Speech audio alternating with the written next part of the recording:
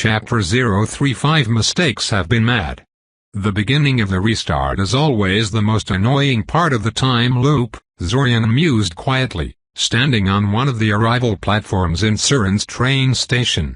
He pulled a watch out of his pocket and inspected it for a minute before putting it back with a sigh. The train was late. The train was always late, because this was less than a day into the restart and there hadn't really been time for anything important to diverge yet. It was in times like these that he wondered why he even bothered going through this charade in every restart when he could just teleport out of his room at the start of every new loop and be done with it. It would save him hours of frustration, and he knew from a couple of previous restarts that nobody threw a manhunt after him if he did that. He'd basically get an extra half a day each restart. That would add up to something significant pretty quickly, wouldn't it? But, just as they always did when he considered that option, his thoughts turned to what the reaction of his mother and Kirill would be at such a move. He never eavesdropped on them during those restarts where he hightailed out of the house at the earliest opportunity, but he couldn't imagine either of them taking it well. He didn't get along with Mother all that well, but he knew she cared for him in her own infuriating way, and Kirill. He looked at Kirill, standing sullenly some distance from him. The downside of his increasing empathy skills was that he knew just how devastated Kirill was at not getting to come with him to Sioria. If that was so upsetting, he couldn't even imagine how she would react if he did his disappearing trick immediately after he chased her out of his room.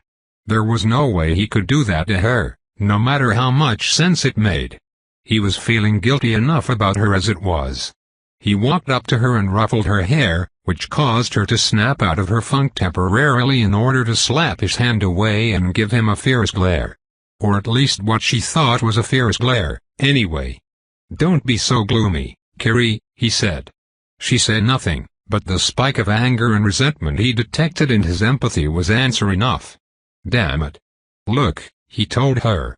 "I'll bring you with me the next time I go to Sioria, okay?" She gave him a startled look as her mind processed what he just said and then looked away with a pout. For a moment he thought she wouldn't say anything, but then her mind stopped cycling between different emotions and settled on faint, suppressed hope. "You promise?" she finally mumbled after a few seconds. "Yes," he said seriously. "I promise." In the back of his mind, Zorian realized he really meant it, too. When he finally decided to go back to Sioria, he was bringing Kirill with him. It wasn't sensible in the least. It would cost him considerable time and attention to keep an eye on her, and she would be in far greater danger than if he left her behind, but he was going to do it anyway. Not just for Kirill's sake, either. He kind of missed living at Imaya's place with Kirill, Kale and Kana. He had to take a step back to regain his balance when Kirill rammed into him, wrapping him in a hug and burying her face in his stomach. "You better not lie," she said, looking up at him with suspicious, narrowed eyes. "I'll never forgive you." Yeah, Zorian scoffed, pulling at her nose until she let go of him. A loud whistle pierced the air, signifying that the train had finally arrived at the station. "I have to go now. We'll talk about this when I come back." 15 minutes later Zorian watched a much happier Kirill waving enthusiastically at him as the train departed from the station. Zorian responded with a much more restrained wave of his own and smiled. Maybe it hadn't been the smartest decision to make, but it was the right one nonetheless. Break. Zorian spent the entirety of the short train ride to Tashingra trying to perform a headcount of his fellow passengers using his mind sense, a surprisingly difficult endeavor due to the anti-shaping ward placed on the train. While not remotely able to actually stop him from sensing minds, the minor magical static produced by the ward compounded quickly with distance, effectively cutting his range in half. It was uncannily reminiscent of the similar magical static that suffused the dungeon, which had much the same effect. Now that he thought about it, that was probably what had inspired the ward in the first place. Did that mean that practicing magic inside a ward like this one would help him learn how to filter out the dungeon static?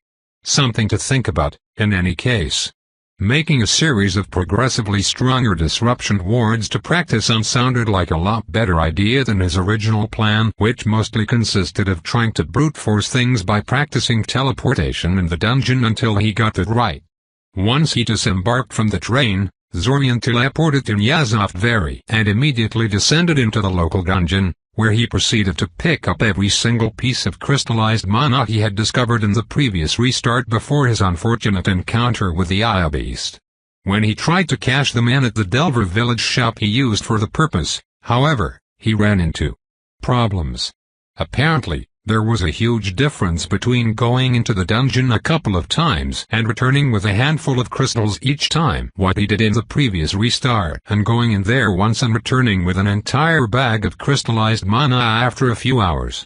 Not only did the shop not have enough money on hand to buy the whole batch off of him, the fact he had brought back such wealth after a single foray into the dungeon caused far more of a stir than Zorian would have ever guessed. After all, you just don't do that kind of stuff unless you have some kind of secret method that is better than everyone else's, or you were lucky enough to hit some kind of motherlode.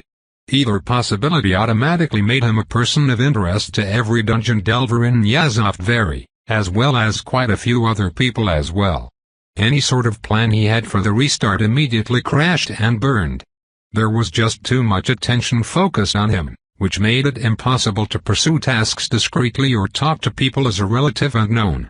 His divination wards got an extensive field test due to the incessant magical spying he had been subjected to ever since, and while Zorian thought they held up admirably in the face of foreign assault, he couldn't actually be sure they were never bypassed. One enterprising spy actually painted spell formula onto living moths and turned them into semi-autonomous voice recorders. If Zorian hadn't tried to chase them off with telepathy and found it curious they kept getting back towards him regardless, he probably would have never noticed. How many others had done similar things without him figuring out what they'd done? Of course, not everyone went with the cloak and dagger stuff. A lot of people simply wanted to talk to him about their amazing offer and whatnot, and few of them took his no thanks quietly. At least one group outright attacked him when he told them to get lost, though thankfully they weren't all that good at actual fighting and were sent running easily enough. There was also at least one attempt to break into his room, which ended with a would-be thief electrocuted for his trouble and earned Zorian a stern talking to by the law enforcement regarding excessively lethal security measures. Finally, after a week of dodging aggressive recruitment efforts and repelling the myriad magical probes directed at him, Zorian decided to admit defeat and leave Nyazov Valley.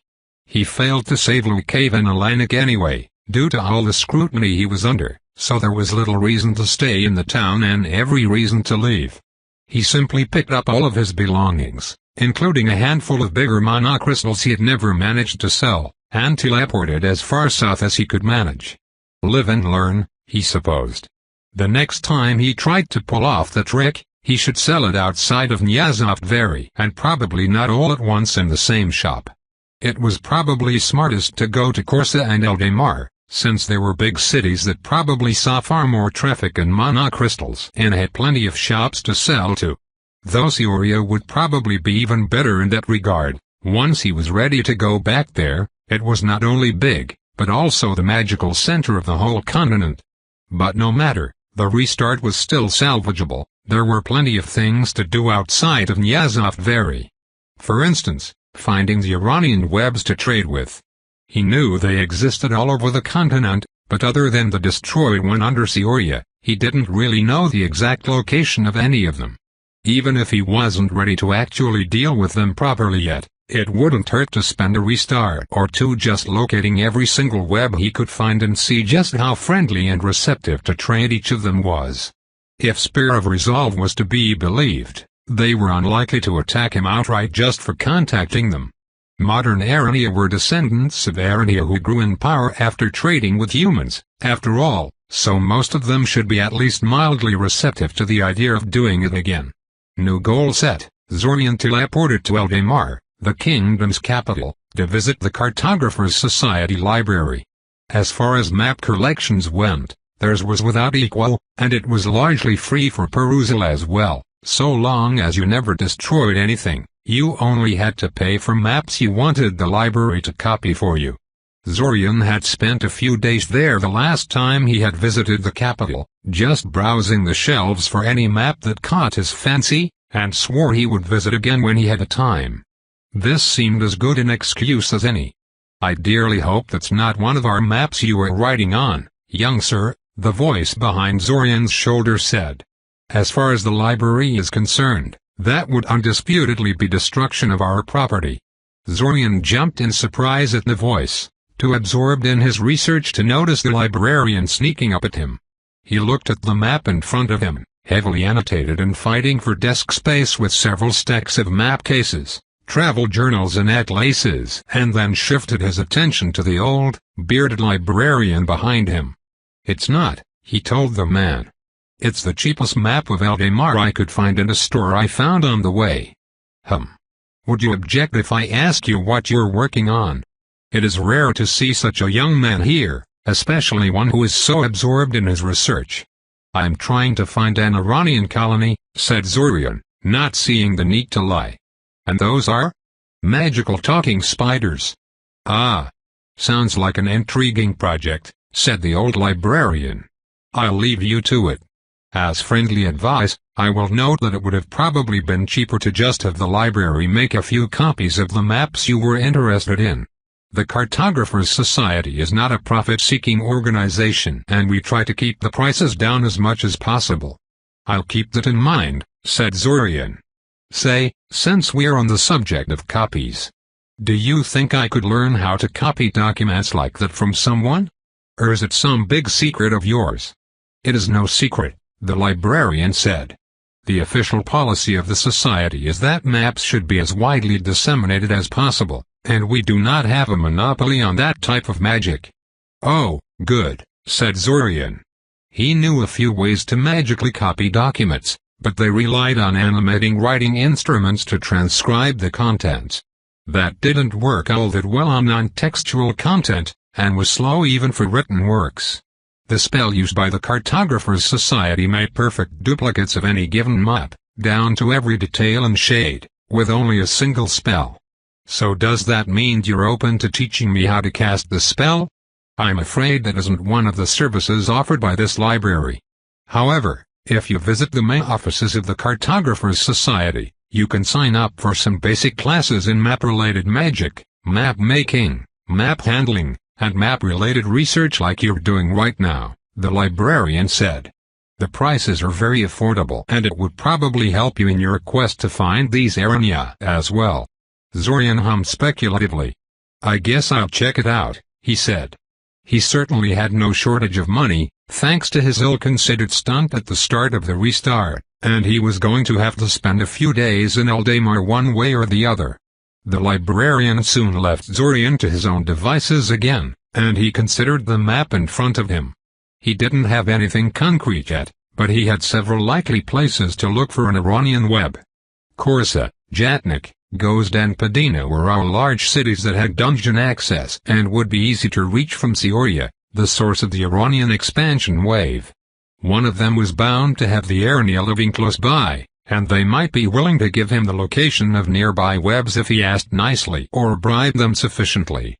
Korsa was especially suspicious, since the city had an extensive textile industry, including one dealing in special clothes made out of spider silk.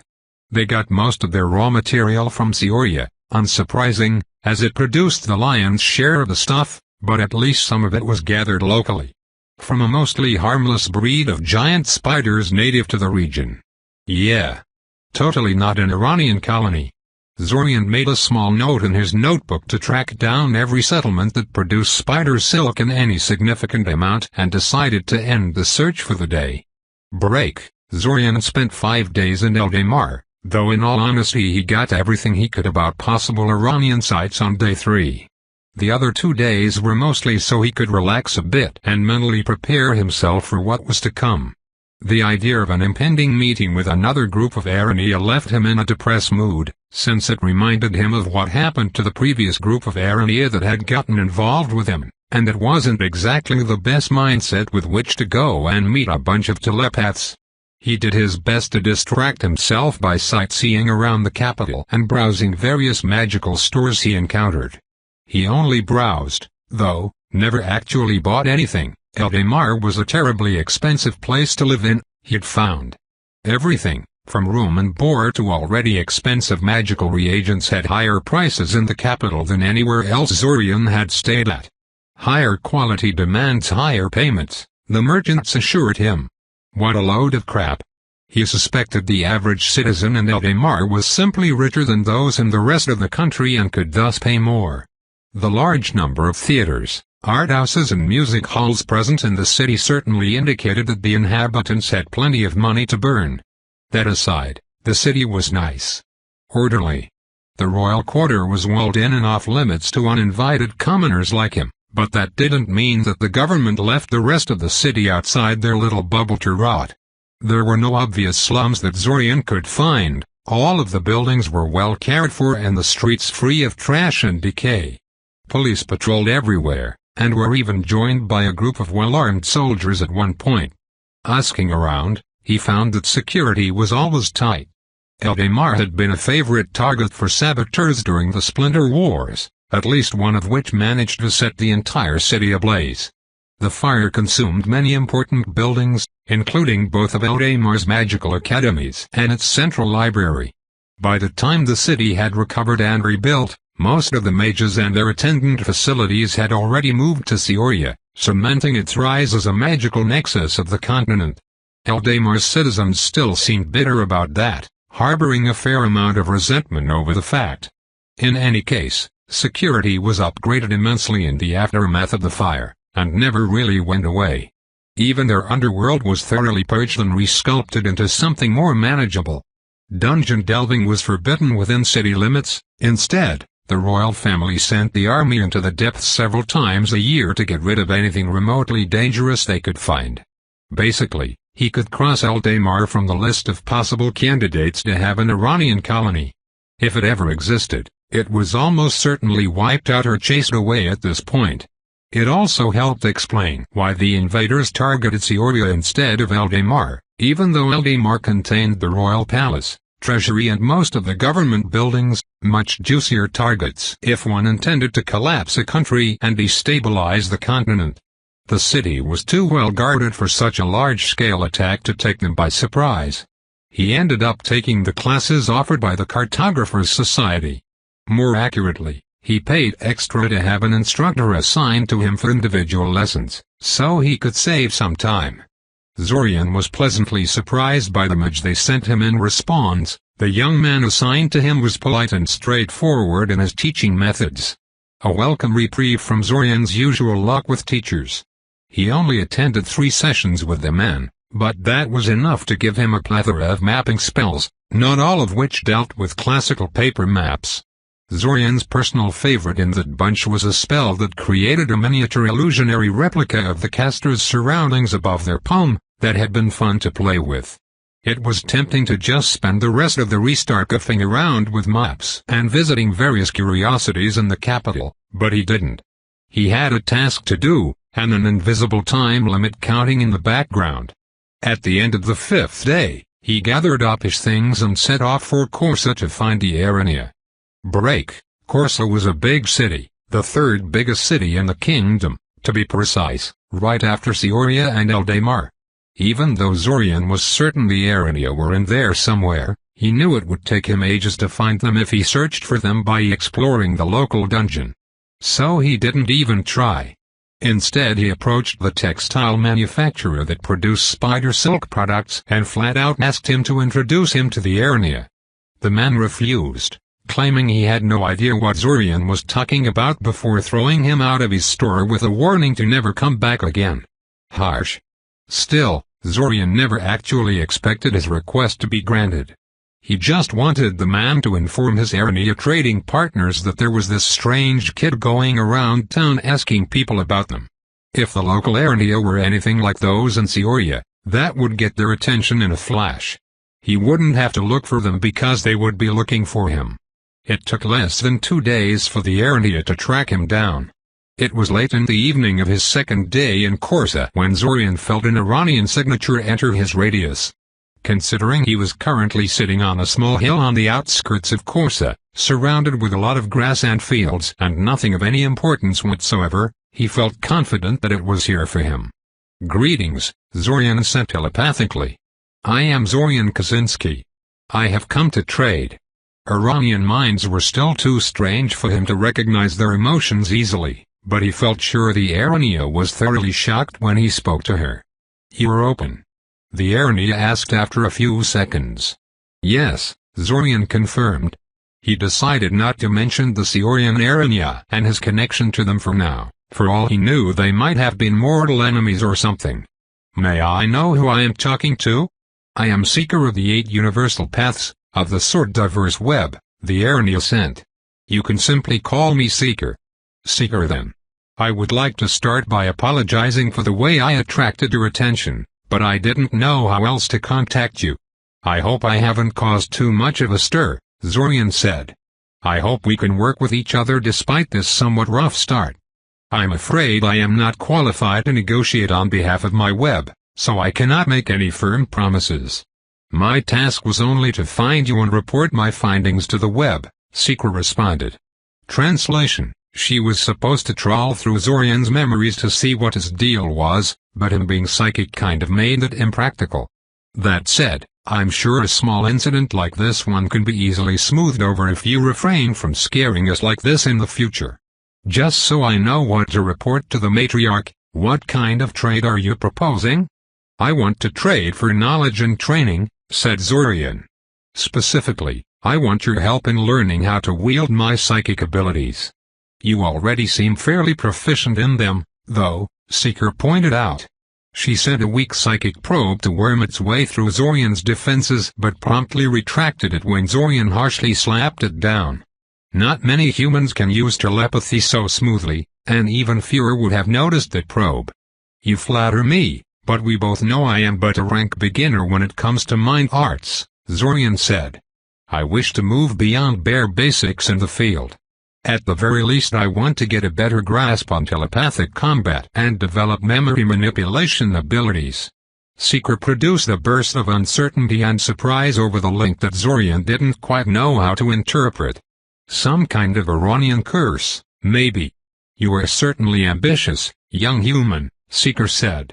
I hope you realize that this is not really a small thing you are asking for. I don't believe the leadership will be happy with that idea. What exactly do you offer in return?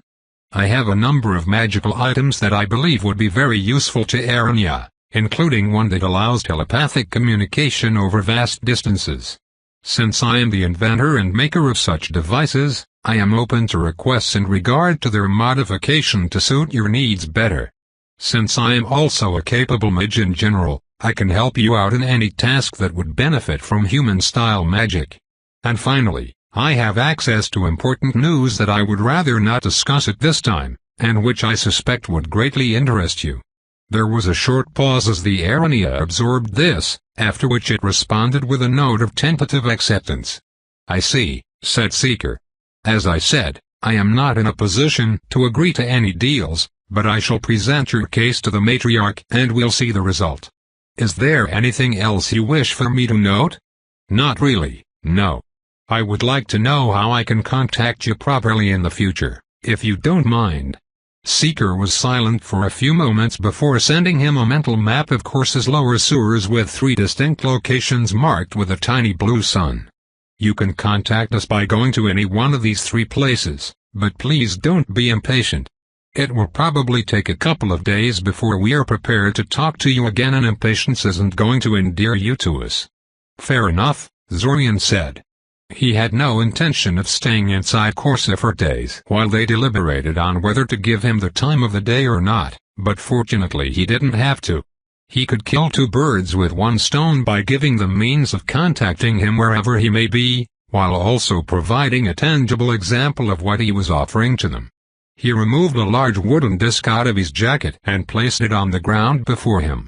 This is a telepathic relay, Zorian told Seeker. Anyone touching it will be able to get a hold of the person holding the matching pair, regardless of distance. In this particular case, that someone is me. I'm not going to be in Corsa for long, so use this to contact me when you've reached your decision. I'm not bringing a possible bomb into the settlement, Seeker said. But I guess there is no harm in dragging it off to some forgotten corner where no one will stumble upon it until we come back for it again. Farewell, Zorian Kaczynski. Events permitting, we shall meet again in a few days. Break. Zorian wasn't idle while the Sword Diverse deliberated whether to accept his offer or not. He left Corsa to continue searching for more Iranian colonies. Sadly, none of the other colonies were as easy to find as theirs, despite living beneath much smaller settlements. By the time the Sword Diverse contacted him again 8 days later, he only found one more colony. Illustrious gem collectors lived under a small village near Tiklan and, although perfectly friendly and polite, immediately informed him that they had an exclusive contract with the leaders of the village to only engage in trade with them and none else. Unfortunate. That said, they were perfectly willing to tell Zorian the locations of 5 other webs in their vicinity that might be more open to the idea, so that was still a win in his book. Before Zorian had the chance to check out any of them, however, he finally received a call from the Sword Diverse that they were ready to make a deal. At this point the restart only had a week and a half left in it, so Zorian doubted he would get much out of the agreement, but he went to meet with them regardless. When he reached the designated meeting place, however, he found only 2 Aranya waiting for him, which was very suspicious. His experience with the Aranya, limited as it may be, told him there should have been a minimum of 3, 1 negotiator and 2 guards. More realistically, it should have been even more of them. The Siorian matriarch had been fond of counting at least 4 honor guards along with her, and that was when meeting with little Oldham that she knew for a fact was no threat to her. Illustrious gem collectors sent a total of 8 Aranya in their greeting party. His suspicions were confirmed when the 2 Aranya revealed they were just guides, meant to take him where the real meeting was to take place. Zorian was instantly alarmed, and his paranoia was not assuaged in the least when the 2 Aranya proceeded to lead him deep into the dungeon beneath Corsa. Too deep for his liking. "Okay, we're stopping here. This is as far as I'm willing to go," said Zorian out loud, purposely not bothering to communicate with his guides telepathically. His voice resonated unnervingly in the large cavern they were in, and the 2 Aranya flinched at the harsh sound of his voice. "Please, be patient," one of them said nervously. "We're not far from the meeting place. It will only take a little while to reach it." "Well, then it shouldn't be too big of a problem for you to go fetch them and tell them to come here," Zorian said. "The exact place shouldn't matter much unless you were trying to lead me into an ambush." The sudden stiffening of their bodies told Zorian everything he needed to know. He had just enough time to channel mana into the mind shield spell inscribed on the medallion he wore under his shirt for the occasion before 2 mental attacks slammed into his newly erected barrier like a pair of sledgehammers. He immediately fired an overpowered magic missile at one of the Aranya in front of them, crushing her like a grape. Her mind instantly winked out and disappeared from his mind sense. The other Aranya, realizing it would never batter down his mental shield fast enough, jumped straight at him, fangs bared. It bounced back harmlessly off the shield he erected in front of himself. Zorian drew his spell rod out of his belt and pointed it at her. "Why do this?" Zorian asked her. "Tell me and maybe I won't just incinerate you on the spot." Zorian asked her. She didn't answer. After a second, Zorian realized with some embarrassment she couldn't, seeing how his mind was totally shielded from her at the moment. He dismissed the shield for the moment, but kept the spell rod trained at her. "Please, I don't know anything," she mentally whined. Zorian kept alert for any surprises she might send at him over the telepathic link, but she didn't even try. She seemed completely overcome with terror. "I was just supposed to lead you there, nobody told me the reasons. Please don't kill me, I don't want to die." Zorian growled before shoving the suddenly glowing spell rod at her. Her fear spiked for a moment and she let a terrified screech, curling upon itself in preparation for her demise. And then suddenly stopped when all that happened was a bubble of force springing into existence around her. Just then Zorian felt 2 additional Iranian signatures speeding towards him from the direction his 2 guides had been leading him to. Then another, and another. Shit. The 2 must have sent a warning to the main ambush force. He gave the surviving guide a brief glare, causing her to curl up inside her force cage, and then started running towards the surface. He knew for a fact that humans were way faster than Aranya, so it should be possible to simply outrun the pursuers and... There were 8 more Iranian mines in front of him, blocking off his path of retreat. Zorian cursed his rotten luck and he skidded to a halt, trying to think of a way out of this. His mind shield wasn't going to last long against 16 Iranians? No, 18, 2 were just slow runners apparently. 6 telepathic attacks slammed into his mind shield, failing to break it but causing him to stagger drunkenly as his vision swam and his balance went haywire. He wondered for a moment why only 6 of them had attacked his mind when so many more of them were in range before he remembered his talks with Novelty about telepathic combat. Battering down mental shields like this one too vigorously could easily destroy the mind underneath. 7 attacks this time. His mind shield still held, but only just barely, and he collapsed on his knees in response regardless. They weren't trying to kill him. Of course not. What would have been the point of that? No, they were aiming to capture. Zorian almost lost consciousness as 9 attacks slammed into his mental shield, crushed it like an egg and then ripped straight into his unprotected mind. The pain was excruciating, blanking out all thought and making it impossible to concentrate on anything. There was something he needed to do, he was sure, but for the life of him he couldn't remember what exactly it was.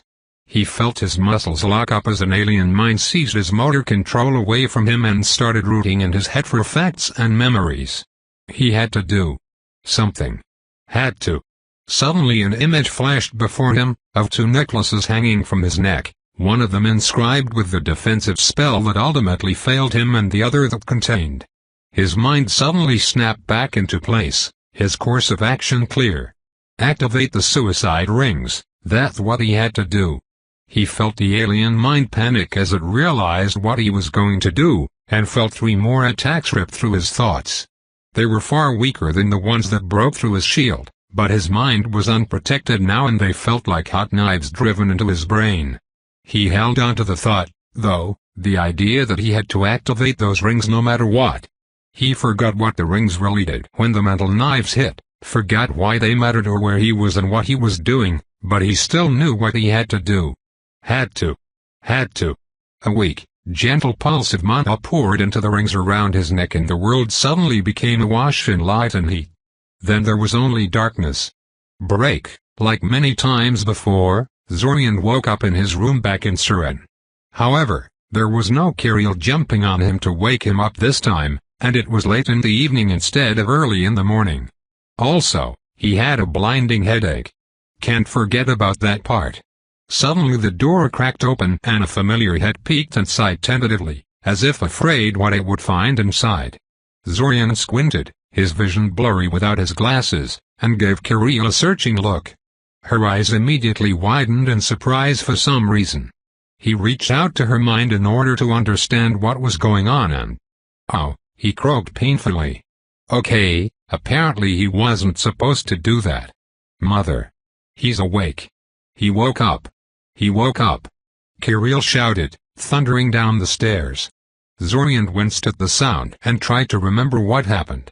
How the hell did he mess himself up this badly so early in the restart? The last thing he remembered was... Suddenly his memories came rushing back in, along with a fresh wave of pain, and he remembered everything.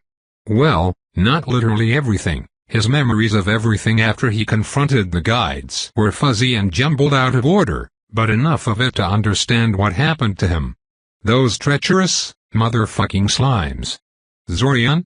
Zorian jerked in surprise at his mother's voice, broken out of his recollection. I'm sort of fine," Zorian mumbled. "My head is killing me, but I don't think it's anything serious. Can you hand me my glasses?" His vision cleared immensely with his glasses on, allowing him to see just how worried Mother looked as she stared at him. He winced internally. He was pretty sure he knew what the problem was, but better feign ignorance. "What happened to me?" he asked. "You wouldn't wake up," Mother said. "You scared Kirill like you wouldn't believe. She came running down this morning, bawling her eyes out, saying she killed you. Well, you obviously weren't dead, but nothing we did could shock you awake either. We summoned a doctor, but he couldn't find anything wrong with you. As far as he could tell, you just suddenly fell into a coma for no reason." He nodded slowly. That sounded about right.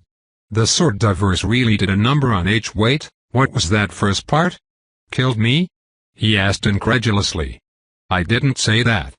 Kirill protested, suddenly entering the room and carrying a bowl of soup in her hands. Mother is just making things up. It's just that Relax, Kiri, Zorian sighed. There is no way you jumping on top of me could have caused this. The silence that followed clued him in that he'd made some sort of mistake. What did he? Oh damn. How'd you know I did that? Asked Kirill. Because that's what you always do? Zorian tried, his mind still a little fuzzy and unresponsive. Probably why he made that kind of stupid mistake in the first place. Hey, how about that soup, huh? Is that for me? Not always, Kirill huffed sullenly, thrusting the bowl at him. You, one bullet dodged. Mother was still giving him suspicious looks, though. Zorian considered things as he practically inhaled the bowl of soup in front of him. The ironia may have scoured his mind, but there was nothing wrong with his stomach and he had not eaten for an entire day. This whole restart was probably a bust. The headache was bound to stay with him for weeks, only gradually going away, and he would be pretty useless while it lasted. On top of that, he wasn't sure if Mother would even let him go to the academy after an episode like that, so it might be impossible to leave the house without flat out running away. It might be best to just spend the entire month recovering and making sure his attackers didn't saddle him with any nasty surprises or permanent consequences. He glanced at Mother and Kirill, who were both still giving him concerned looks, as if expecting him to fall apart at any particular moment, and then the empty soup bowl in his hand. So, he said. You wouldn't happen to have more of this stuff, would you? Break, like he expected. Mother didn't want to even hear about him going back to the academy so soon after his inexplicable coma and insisted he remain at home to recover. However, she and Father had arranged for their trip to Kuth in 3 days' time, and she was clearly loath to delay it. Since the last thing Zorian wanted was to spend any more time around his parents than necessary. Even though Mother had been surprisingly nice to him at the moment, he knew the effect would wear off after a few days. He was fully on board with her going through with their original plans and leaving him alone at home to recover. In the end, Mother and Father did not need too much convincing to leave for their extended visit to Daman.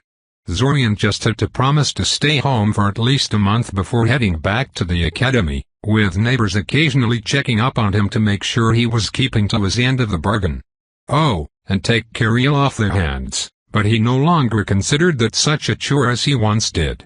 Interestingly, this was the first time since he got stuck in the time loop that he had spoken to his father again. It only took a single snide comment about his weak, fainting son for him to remember why. If he was lucky, this would be the last restart he had to interact with the man. The month passed in quiet recovery. Kirill was initially enthusiastic about nursing him back to health, but it took her all of 2 days before she got bored of playing nurse and dumped all of the cooking and household chores in his lap. He was fine with it, really. She meant well, but he wasn't a big fan of burned steak and half-cooked eggs, which was just about the only thing she knew how to make. That seemed to signify to her that he was okay, though, because she began pestering him for magic lessons soon after. Not having anything better to do with his time, he agreed. She showed much more patience for that than she did for cooking, at least. As the restart gradually dragged to its close, Zorian breathed a sigh of relief. The attack had no lasting consequences he could detect. The headaches were annoying, but thankfully subsided quickly. By the end of the 3rd week, they were completely gone. He had no problems using his powers after the 2nd week or so, and he noticed no holes in his memory. Even the memories of the final attack had gradually unjumbled themselves into a proper timeline by the end of the 1st week, although the variant was hard to interpret due to his less than coherent state at the time. The matriarch's memory package was thankfully still whole and intact, waiting for the day he was good enough to open it properly. He had been lucky. That could have gone far worse for him than it had in the end. Far, far worse. If he hadn't managed to activate his suicide rings in time. But no matter, live and learn. He would just have to make sure he came better prepared when he visited the other Arania communities in the next restart. He had 5 other candidates from the illustrious gem collectors, and they can't all be treacherous jackasses like the sword divers, right? Still, he had every intention of taking better precautions in the future to make sure something like the previous restart could never happen again. If another group of Arania tried to betray him in the future, he would be ready to show them just how big of a mistake they made in attacking him. Chapter 036 A Battle of Minds. Eventually, the month-long recuperation period came to an end. Zorian spent the last few hours of that restart with Kirill, attending Surin's own celebration of the summer festival. Kirill was very happy with him, because apparently she was never allowed to wander around or stay up so late during the previous festivals. He didn't really reciprocate her excitement. To be honest, Surin's summer festival was the same as it was every year, incredibly dull. He found himself almost wishing for Evason invaders to make an appearance, just to liven the place up a bit.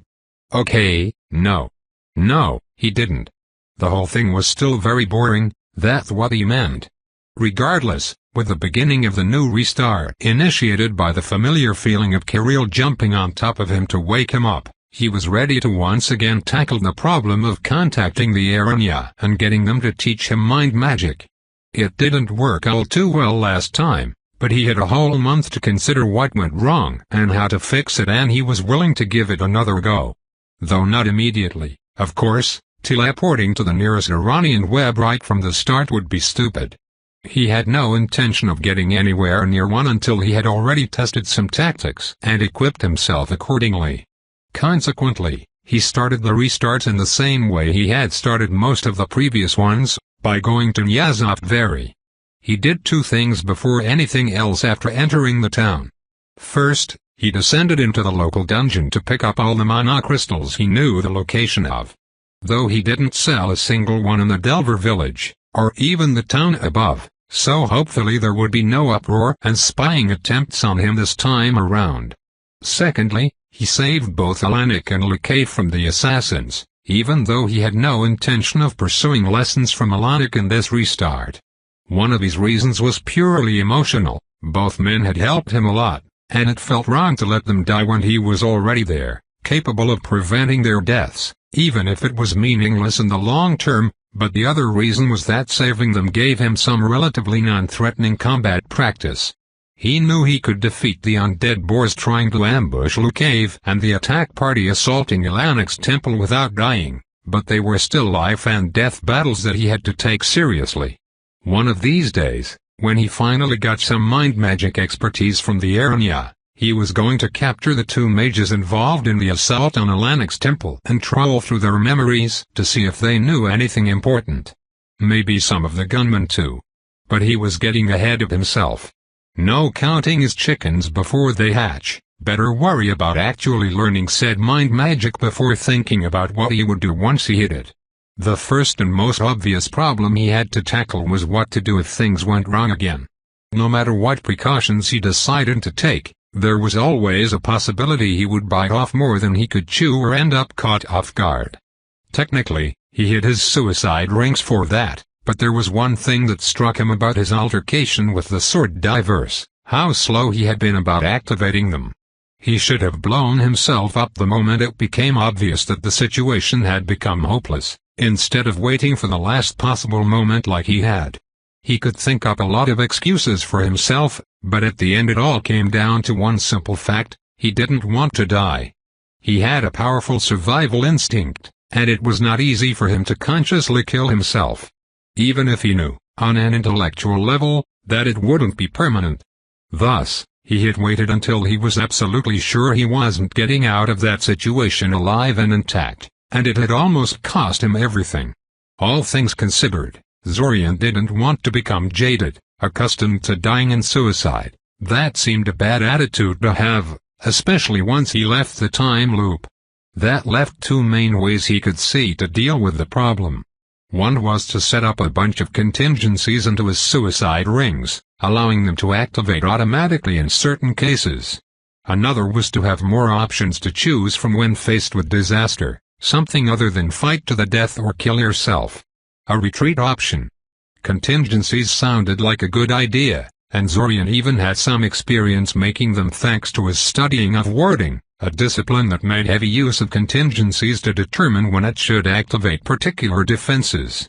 Unfortunately, most wording schemes used relatively easy-to-define triggers such as a human touches the object or a living being not keyed into the wards enters the area. Defining a trigger for a contingency that would kill him should his mind be tampered with but wouldn't activate the moment he engaged in telepathic communication of any sort or hit his head or became dizzy or a million other things which were beyond him at the moment. Even if he could make such a thing, he would still have to exhaustively test it to make sure it was reliable. By working with a friendly area. Which, kind of made it useless for his current needs. So he cheated. Instead of creating a nuanced, sophisticated contingency, he made the metaphorical equivalent of a sledgehammer. Specifically, he made a contingency that would kill him the moment he lost consciousness or suffered a sufficiently strong headache. But only if he turned it on. It would normally stay dormant, to cut down on unwanted activations, but he could activate it on a moment's notice if he found himself in a dangerous situation. He wasn't terribly happy with that solution, but it would do for now. He just had to remember to turn it off once the danger had passed, lest he explode the next time he went to sleep. That would be so very embarrassing. That being done, he turned his attention to the retreat option. He had considered everything from talking to Lucave about transforming into a rockworm or some other tunneling creature, alteration spells that would allow him to create his own paths and sanctuaries underground, phasing magic, haste spells, and more. But ultimately, his mind kept going back to teleportation. It was the ultimate form of mobility magic, and everything else was just a poor substitute. If he could somehow bypass dungeon interference to teleport away, he could simply avoid ambushes like the ones the Sword Diverse had used against him instead of resorting to suicide in order to evade capture. Fortunately, during the month-long recuperation, Zorian had come up with an idea of how he could sidestep his current limitation as far as teleportation was concerned. Which was why, before descending into the dungeon, he turned one of the large stones he found on the outskirts of Nyazovdvari into a recall anchor. The recall spell was outright made specifically for quick retreats, and the link forged between the caster and the anchor ensured they could teleport out even from areas warded against teleportation. Well, so long as the wards were basic ones, since those protections simply disrupted the targeting part of the teleport rather than inhibiting dimensional warping as such. Consequently, Zorian had a feeling the spell would work to yank him back to the anchor, even through the dungeon interference.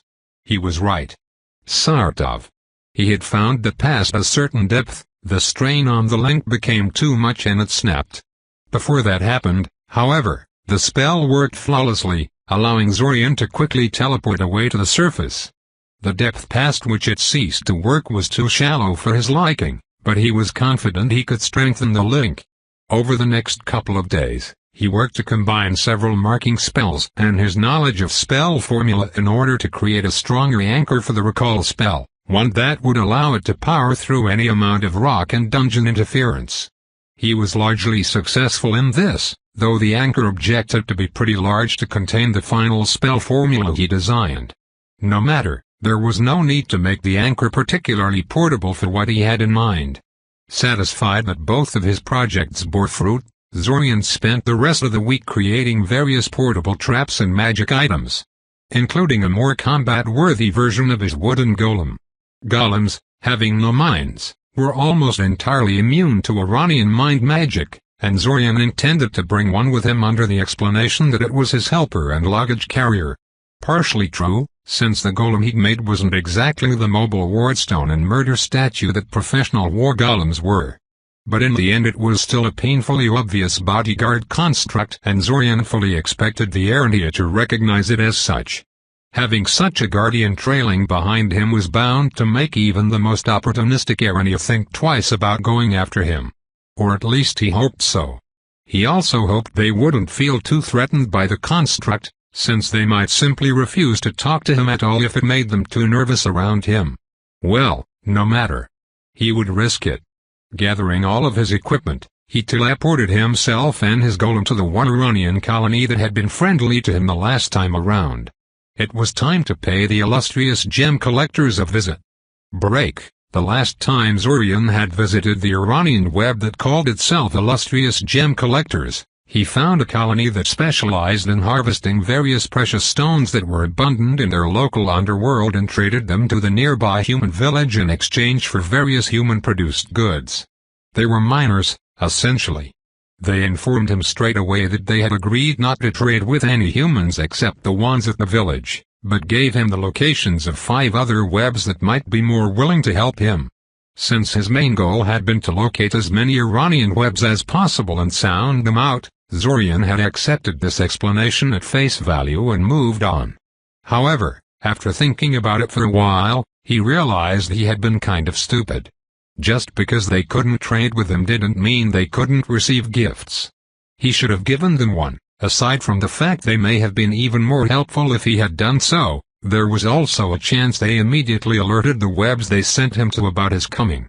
In which case he definitely wanted them to put in a good word for him, which would be far more likely if he were handing out gifts to every group he visited.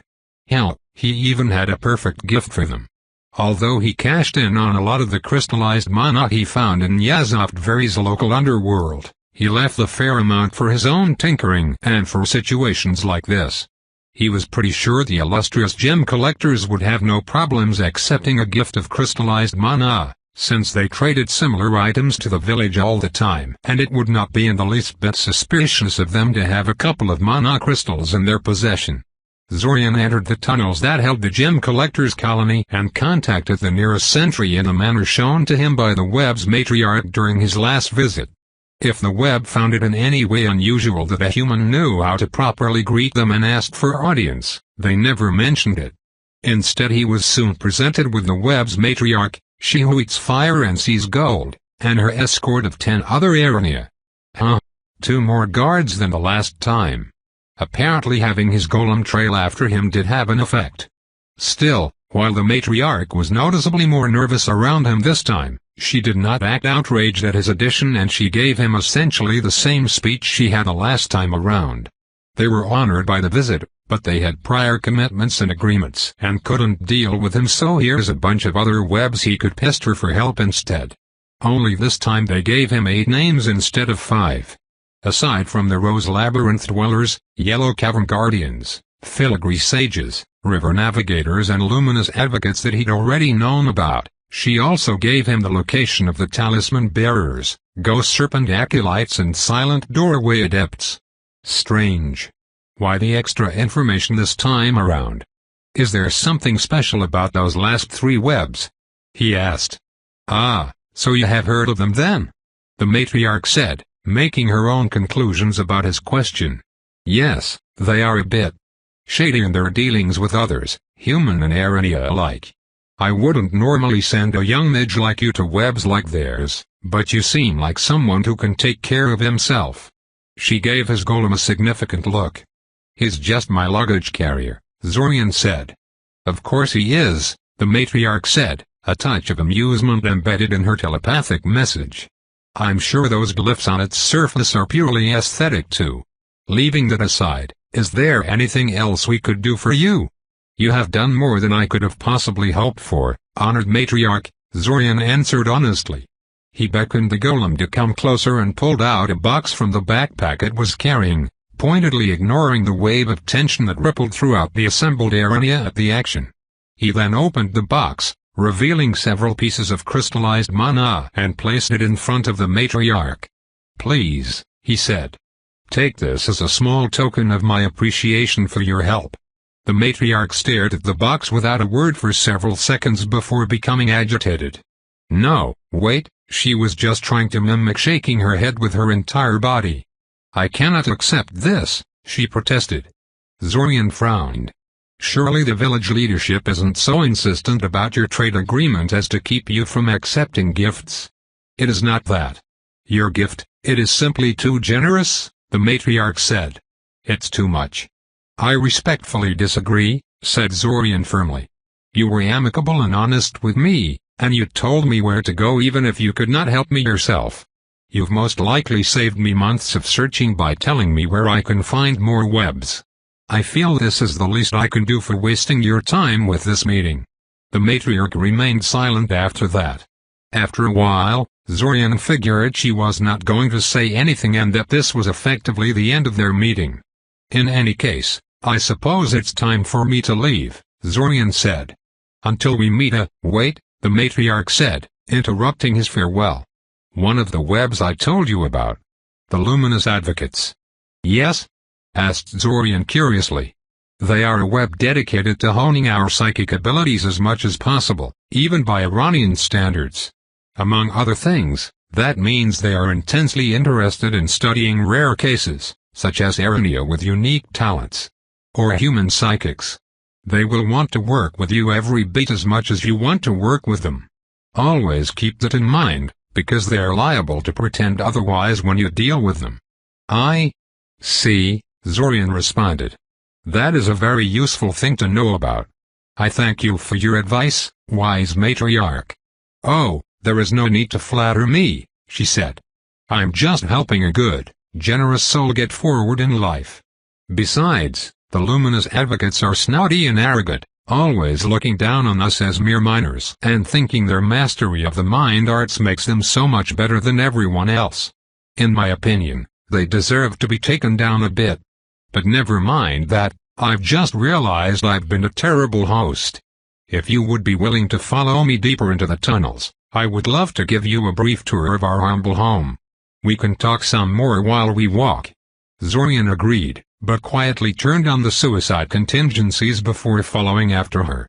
Just in case. Break. Despite Zorian's concerns, the brief tour of the place offered by the matriarch turned out to be just that. There was no sudden ambush or sinister reveals, just a stroll through the tunnels with some running commentary. Zorian could tell he was only being shown the less interesting, outer parts of the settlement. But the tour was really more of an excuse to have a conversation and exchange some information, so he didn't mention it. The matriarch gave him a little more information about the other webs. The Rose Labyrinth dwellers were somewhat unique in the sense that they never visited the surface. Most Arania webs lived underground but were heavily dependent on the surface for their survival.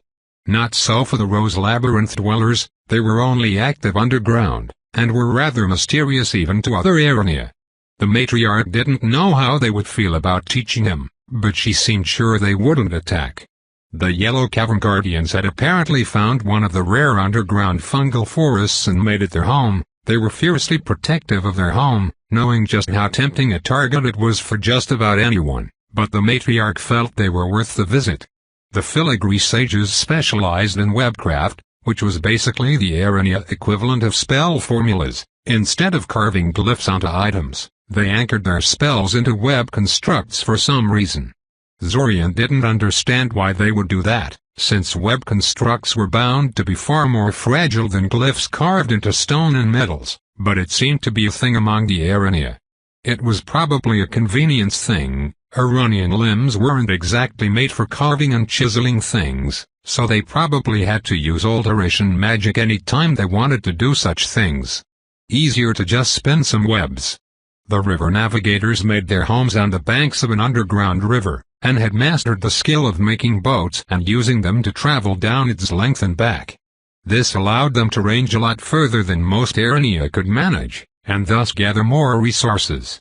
They were very active in trading with humans, but mostly for material possessions rather than psychic instruction. Finally, there were the luminous advocates. Their territory had little in the way of natural resources, so they mostly traded their mind magic expertise to other Iranian webs instead of dealing with humans much, but that was due to lack of means rather than wants. The matriarch insisted that the luminous advocates were clearly jealous of the illustrious gem collector's wealth, and otherwise made some snide comments about their character and even sexual potency. She did admit, albeit grudgingly, that they were his best bet if approached correctly. Zorian was somewhat surprised how relatively advanced the Arania in the local region were with regards to their crafting abilities. The Siorian web mostly traded with the surface for all their crafting needs and didn't produce anything except silk and processed monster parts. It reminded him of novelty and her desire to learn human construction magic. And thinking of novelty promptly made him feel guilty and angry, so he dropped that trail of thought soon enough. Of the last 3 webs, the matriarch knew little beyond generalities. The talisman bearers were apparently heavily magic-focused, most of them carrying large metal discs full of spell formulas strapped to their bodies. The ghost serpent acolytes had abandoned the Iranian Great Web belief in order to worship some kind of native spirit they found. The silent doorway adepts had either some kind of stealth magic or great teleportation skills, or maybe both, because they had a reputation for getting into inaccessible places and disappearing from them just as easily. All 3 had a bit of a shady reputation. The talisman bearers were known to be very greedy for magic they could use, especially magic items, which could be either very good or very bad for Zorian. The ghost serpent acolytes slavishly followed the guidance of their guardian spirit, and the ghost serpent was known to be a little erratic at times. The silent doorway adepts were thieves, or at least had a reputation for such. Zorian decided to put all 3 of them firmly at the bottom of his list of Iranian webs to visit. For his part, Zorian told a little bit about himself to the matriarch, how he was studying magic in Syria, and how he had met the Arania there. How they had helped him make sense of his abilities and learn how to control them. How they're all dead now, wiped out in totality. So Syria changes hands once again, does it? The matriarch asked rhetorically. I suppose I shouldn't be surprised. Do you happen to know which web took over? None at the moment, Zorian said. It wasn't a rival web that destroyed them. It was something else. Most likely some monster rising from the deeper section of the dungeon. Syria has had a bit of a problem with it recently. I have heard something about that from the Night Runners, the matriarch said. But I didn't know it was that bad. Still, expect a new web to move in soon enough. Syria is a tempting prize. Not for us, mind you, the illustrious gem collectors are happy enough with their lot, but plenty of ambitious webs would jump at the chance to claim the place for themselves. Night Runners? Asked Zorian. A name for Arania that go between different webs to bring news and conduct trade. Don't go looking for them. Night Runners generally don't like humans. Their whole existence revolves around crossing over vast stretches of human-controlled land. Many die to mages and guns in the process. They wouldn't appreciate some random human tracking them down, regardless of the reason. The whole point of being a Night Runner is evading humans, after all, and especially mages. Got it? Don't bother the Night Runners unless I want to fight, said Zorian. Have you ever gotten in an actual fight with an Arania? The matriarch asked curiously. Sort of, said Zorian. It didn't end all that well for me. While we are on the topic, have you ever heard of the Sword-Diverse Web? Can't say that I have. Where are they from? They live on Karsa, Zorian answered. Oh, no wonder, then. Karsa is really far from us. I'm afraid that Iranian webs have very little contact with webs outside of our immediate vicinity. Other than the news we get from the Night Runners and the occasional Iranian explorer, we know little of what happens in distant webs. It may be strange to hear this, but we actually have a better picture of what humans are doing at any given point than our own kind. What did you want to know about the Sword-Diverse anyway? They arranged for a meeting with me and then tried to ambush me when I got there, Zorian said. Ah, the matriarch said quietly. I am sorry to hear that. Treacherous webs like that bring a bad name to our kind. So you can't tell me why they did that? Zorian asked. It could be any number of things, the matriarch said, adding a mental equivalent of a shrug. Arania are not nearly as homogeneous as humans in terms of culture. Zorian silently boggled at the notion of humans being culturally homogeneous. Since the relative isolation of each web quickly causes webs to develop their own peculiarities. Perhaps you insulted them somehow. Perhaps it was how they test anyone wanting to meet with their leaders. Perhaps they were simply greedy and decided you would be an easy target. I'd personally assumed the latter, but who could possibly tell? Soon after that, the conversation died down and he parted ways with the illustrious gem collectors. The matriarch told him to drop by for another chat when he was done scouting out the other webs to tell her how it went, which Zorian interpreted as come back again soon with some more expensive gifts, but agreed to anyway.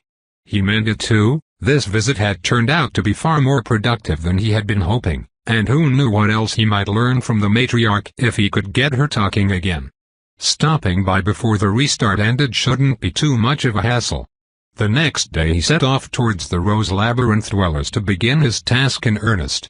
Break. Despite having detailed instructions about where they live, it took Zorian an entire day of searching before he encountered any of their sentries. And an entire day of wandering the lightless tunnels, constantly doubling back after taking wrong turns and fighting the denizens of the dungeon. That black, fire-breathing beetle whose carapace shrugged off both kinetic force and fire really gave him a scare, but thankfully it was rather slow, and freezing it solid finally allowed him to kill it. The Rose Labyrinth dwellers really lived up to the labyrinth part of their name. Zorian Kaczynski of Seoria, the Iranian spokesperson, began. The local matriarch declined going out to meet him, sending a small greeting party of 4 Arania instead. They had taken their sweet time considering his offer, silently communicating between themselves for nearly 2 hours, but it seemed they have finally reached their decision. We have discussed your request and reached a decision. We agree to teach you in the ways of our gift, but only if you accept our terms. Those being? Asked Zorian. You will live with us for the duration of your lessons.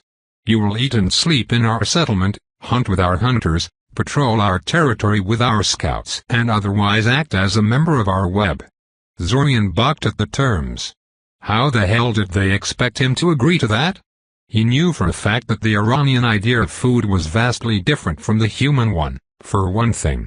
But frankly, even ignoring the sheer logistical problems of that idea, it required him to trust them far more than he did. He'd be at their complete mercy all day, every day. Which, now that he thought about it, was probably what they were going for. That, or they were trying to get rid of him via unreasonable terms. There is no negotiating these terms? Asked Zorian. No, the spokesperson responded. If you are not willing to commit yourself, how can you expect the same of us? I will have to think about it, Zorian said. It was a dirty lie, of course, since he had already thought about it and rejected the idea with extreme prejudice. But there was no sense in being impolite. For all he knew, they thought they were being extremely reasonable. Take your time, the spokesperson said. It is not something to decide on quickly. You know where to find us if you're interested. Break. I am sorry, but we are going to have to refuse your request, the Arania said. Perhaps if you are still interested in a couple of months from now we might be able to help you, but we are currently busy with the renovation of our settlement and cannot help you. I hope you understand. Zorian stared the 2 Arania in front of him. That the matriarch of the Yellow Cavern Guardians came to greet him with only 1 guard was already pretty strange, but her nervous, twitchy behaviors did nothing to still his paranoia. Thankfully, it didn't seem she was planning on doing anything to him, she just seemed generally stressed and frightened. In fact, her guard was just as nervous, and so was the sentry he initially contacted. The entire web seemed to be on edge for some reason. The matriarch returned his stare with one of her own, her body shifting from time to time to switch focus between him and his golem, trying to divine something about them through intense scrutiny. I am sorry if I am making you nervous, Zorian said. I assure you that the golem is. We are not threatened by your stupid toy. She snapped. We have far more pressing. She suddenly cut herself off and remained silent for a second before re-establishing telepathic communication. I am sorry. I let my temper get the better of me. Please, just leave. It is dangerous for you to remain here. You are being threatened by someone, Zorian guessed. A spike of emotion and images came from the link, hard to interpret but not totally incomprehensible. Correction, something. A monster. A thing from the depths. This talk is over, the matriarch said icily. If you don't go away, I will attack you. Perhaps I could help? Zorian tried. No, you cannot, she said. You are unwanted here. Leave. Now. What else could he do? He left. Break, yes. Yes? Zorian repeated in surprise. Just like that? Bridge of moonlight connecting 10,000 shores, the matriarch of the river navigators, gave him a searching look. Was I not supposed to agree? You gave a convincing offer. I could really use those telepathic relays to connect all our outposts together. I've been trying to buy some of those from the filigree sages for ages now, but the greedy bastards keep increasing the price.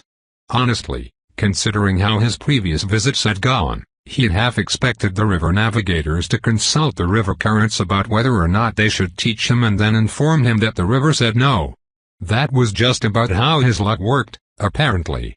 But no, they just patiently listened to his offer and promptly agreed. It was almost anticlimactic, but Zorian wasn't going to look a gift horse in the mouth. The filigree sages have telepathic relays. And here I thought I was being original when I made them. He complained. Though it kind of did make sense that some of the Arania would try to make something like that. It was probably more unusual that no one else had them. If it makes you feel any better, they are the only web I know of that of them, and they refuse to share them with the rest of us, Bridge of Moonlight said. They won't even sell the finished product to us, lest we figure out how to make them from live examples. Ah, of course, the tendency of spellcasters everywhere to jealously hoard their knowledge and share bare scraps with others. A major part of why Kojin magical tradition was so successful was that it had mechanisms for overcoming that, widely accessible schools to teach everyone proper basics, state-sponsored libraries to preserve spellbooks and make them available to aspiring mages, legal frameworks for apprenticeships and magical monopolies, and so on. Even with that, there were a lot of cases of mages taking priceless magical knowledge with them to their graves because they had never entrusted anyone with their secrets. Zorian decided that if he ever managed to escape from the time loop alive, he was going to write a book about psychic powers to make sure people like him don't have to jump through the same hoops he had to in order to master their abilities. He wasn't sure how much of his knowledge would be transmissible through a simple written medium, but he would try. 3 days later, when Zorian provided the first shipment of telepathic relays and proved they worked as advertised plus warded one of their storage caves against various vermin, they introduced him to Mind Like Fire, his new mind magic teacher. Your name is surprisingly short by Iranian standards, he told her. The names you hear are simply approximations of their original meaning in Iranian mind speak, she said. Our names are all of similar length. But since our languages are so different, it is often hard to translate certain concepts without ending up rather verbose. Though in my opinion, many Arania also enjoy making the translation as grandiose sounding as possible. Are you ready for your lesson? Yes. Excellent. First, let me tell you what I mean to teach you. Feel free to stop me if you already know something I included in my lesson plan or have any objections. Zorian nodded, settling down on the small chair provided for him and glancing at his surroundings. The room they were in was pretty well done for something built and furnished deep in the dungeon by a bunch of giant telepathic spiders. It had a proper table and some chairs, a pair of decorative cabinets. They were completely empty. Zorian got curious and checked when he was left alone at one point, and even a couple of landscape paintings hanging of the walls. Only the lack of any windows and an expensive, clearly magical lamp perched on the table indicated that he was not in some medium-grade hotel on the surface. He found it interesting that the river navigators had a room in their settlements that was clearly intended for humans. It meant they received human visitors often enough they felt the need to make a guest room for them. He should probably ask them about that later. The first thing I intend to teach you is how to encase your mind in a defensive mental shell. It is one of the simplest and most expensive means of mental defense, but also one of the most effective ones. The name is indicative. Much like your exoskeleton protects your soft, squishy insides, lady, I don't think you understand how human anatomy works. So too does this technique create a form of mental exoskeleton to protect your vulnerable thoughts. So, basically, it is the psychic equivalent of a mind shield spell? Asked Zorian. Show me, she demanded. Zorian complied. He channeled mana through the amulet hanging around his neck, and his mind was instantly encased in a protective magical shell that repelled all mental intrusion. For a full minute, his teacher remained silent and still, unable to establish telepathic communication with him but also not giving any indication that he should drop the spell. He decided to keep it up until she signaled him somehow, but that moment never arrived. Instead, after about 2 minutes of nothing happening, her telepathic voice rang in his head again. Despite the fact the mind shield was still on. "As I thought," she said smugly. "The spell is neat in its simplicity, but it ultimately suffers from the same drawbacks common to nearly all human mind magic. Namely, it gives you no feedback whatsoever when attacks start interacting with your defenses. You didn't even feel it when I slipped past it, did you?" "I do feel it when sufficiently powerful attacks interact with it," Zorian protested. "That's not feedback, that's damage leaking through without totally collapsing the whole thing," she scoffed. "No, while this thing may have served you in the past, it is thoroughly inadequate for my purposes. A real mind shell, the sort I will teach you to produce, will be far better than this. It will be many times stronger than what your spell can manage, and infinitely more adaptive and responsive. You will be able to sense probing attacks, too subtle to actually damage your defenses but indicative of what your opponent is planning. You will be able to repair and reinforce your defenses without tearing the whole thing down and starting from scratch. You will be able to strike back without dropping your whole mental shield to do so." "Sounds wonderful," Zorian said. He collapsed the spell, since it clearly wasn't doing anything at the moment. "Though if I may be so rude, I do think there is one thing where human magics generally beat your psychic powers." "Oh." "They generally require no attention from the caster to keep affecting the target, and they expose the caster to far less risk of mental retaliation by their victims. From what I can tell, that is not true for psychic powers." "True," she acknowledged. "But I think the inflexible nature of those spells is too much of a weakness to make up for those advantages. But we've digressed enough. After you learn how to defend your mind a bit, we will move on to attack and retaliation." It did not take long for Zorian to realize that Mind Like Fire was very serious about her job. Far from teaching him only the bare minimum and meeting him once a week or so like he had assumed she would, she scheduled lessons with him every single day and demanded every shred of effort and patience he could spare. The lessons basically consisted of them lovingly constructing a mental shell around his mind before Mind Like Fire mercilessly took it apart, only backing off when his defenses collapsed from the strain. It was a good thing he had decided not to turn on his suicide contingencies before going into her lessons, because they would have gone off at the end of the very first day due to all the headaches he had suffered in the process. Still, Zorian couldn't complain. This was basically what he was searching for all this time, wasn't it? True, it was a lot more painful than he had imagined, leaving him bedridden for hours after the lessons ended, but it was also a lot more effective than he had thought it would be. His ability to shield his mind was improving fast, and after the first week Mind Like Fire started bringing guest teachers to give him experience with attacks different from her own. Not that everything was perfect. For one thing, Mind Like Fire had extreme-like obsession with getting the basics right and refused to teach him anything else until he mastered the mind shell technique to her liking, and she had some pretty high standards. For another, the river navigators spontaneously raised the price of their cooperation twice, first demanding of him another 10 relays if he wanted to continue the lessons, and then urging him to help them kill some kind of giant mole monster that was threatening one of their outposts. The mole thing didn't look particularly dangerous to Zorian, but apparently it was resistant to mind magic and too tough to bring down with their meager magical skills. Though annoyed at the sudden and completely unwarranted demands, Zorian decided to play things their way, easily producing another 10 relays and luring the giant mole into a minefield he had set up for it. As tempted as he was to break the whole arrangement on principle, the fact was that Mind Like Fire was simply too good of a teacher to lose. Before the restart ended, Zorian had once again visited the illustrious gem collectors, gifted them some more crystallized mana to the matriarch's continued protests that he was being too generous, and told them a little about his experiences. They had nothing new to tell him, however, so his visit was largely pointless in the end. Upon the start of the next restart, he once again teleported to Nyazovtveri to perform his preparations and then promptly contacted the river navigators with the offer, deciding not to contact the illustrious gem collectors this time.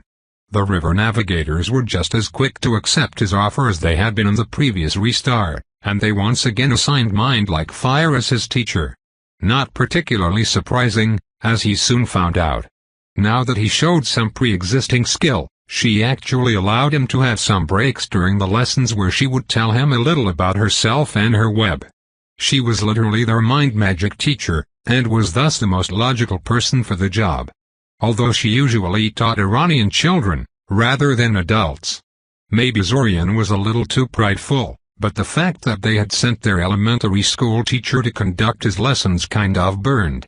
"Prepare yourself," Mind Like Fire suddenly stated, and Zorian knew the break was over. He quickly erected the shell around his mind, a simple blast of telepathic noise washing over it harmlessly. Mind blasts like that one were the simplest form of telepathic attack, one that even Zorian could produce, and they had no chance in hell of punching through a solid defense like he was currently sporting. It was the fastest attack most telepaths could manage, though, and Mind Like Fire always started a battle with one of those to see if she could catch him unprepared with it. That used to actually happen, back when he was still starting and was struggling to call up the mental shell on a moment's notice, but even after it stopped working on him she persisted in doing that at the start of every battle. Immediately after the blast subsided, he felt pinpricks skittering across his shell, looking for flaws and weaknesses. He had tried to be clever in the past by deliberately creating weak spots and then quickly shoring them up when she committed to an attack, but he quickly learned that it was a risky tactic to employ at his level of skill, so these days he was more passive and reactive. Soon enough, once she was convinced there were no obvious flaws in his defense, she tried to create some. Sudden, concentrated mental bursts slammed into his mental shell, seeking to crack it by concentrating all their energy against a specific portion of the shell. He recognized that attack as the one that the Sword Diverse had used to smash his mind shield spell and ravage his mind. Not surprising they had used that, he was informed, since that type of attack was specifically designed to punch through mental barriers. Mind Spike, the Ernia called it. Unlike the last time he was faced with this attack mode, however, he had a shiny new mental defense and was facing only one attacker. He felt the spikes hit his shield, but it held, and he quickly repaired all the damage and reinforced that part of the shell to withstand future attacks. Mind Like Fire promptly switched targets, bombarding another, different portion of his mental shell. And when that didn't work, she moved on to the next, and the next, steadily speeding up her attacks until Zorian was straining to hold his mental shell intact. She began mixing in low-powered probing attacks between mind spikes, masking the tiny pinpricks among the sheer intensity of her barrage and looking for any cracks created by her assault. Zorian frantically worked to patch up damage and reinforce the shell in places where he detected her probes, and somehow held on until her attack attenuated. Success. His shell usually cracked during that last phase. Maybe now she would. A massive vise of telepathic pressure closed around his mind from all sides, crushing and grinding without mercy or end. The attack, the unimaginatively but appropriately named Mind Crush, closed around his mental shell like an armored fist around a soap bubble. And, weakened as it was from the previous barrage, the shell promptly broke like one too. Zorian experienced a brief flash of blinding pain in his head before Mind Like Fire realized she'd won and let the attack dissipate. "Motherfucker," Zorian swore loudly, massaging his temples and not even bothering with telepathy to express his displeasure. "Did you really have to finish things off with that attack?" "Yes," Mind Like Fire said simply. "Ugh," Zorian groaned. "I'll give you 5 minutes before we go for round 2, she said. "I take back everything nice I've ever thought about you," Zorian told her. "You're pure evil.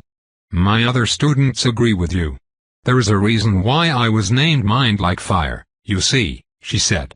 4 more minutes left. "Damn it." Tope continued,